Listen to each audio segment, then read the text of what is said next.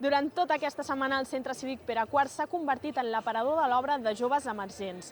Enguany, l'Estenedor 2012 s'ha centrat a donar a conèixer l'art del grafit en viu, tot i que també ha reservat un espai a la moda, la música o les manualitats.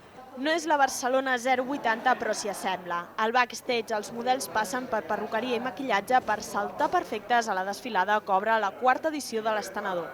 L'Estenedor és un projecte que intenta dedicar un espai a tots aquells artistes que volen mostrar a la més gent el que fan i tenir l'opció de per què no vendre-ho.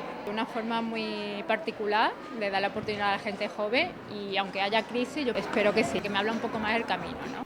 Sobre la passarel·la s'hi han pogut veure 30 models lluint les creacions de 7 dissenyadors emergents, però no són els únics.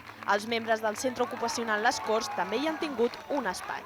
Per ells realment un tema com aquest no estan acostumats i se senten protagonistes i se senten realment importants. Una mica emocionada. Jo desfilo amb una samarreta negra, amb uns ninos taronges i després amb un davantal.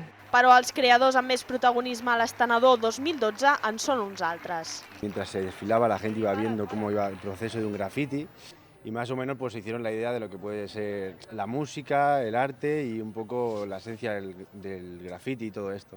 Eso es lo que un poco quisimos reflejar.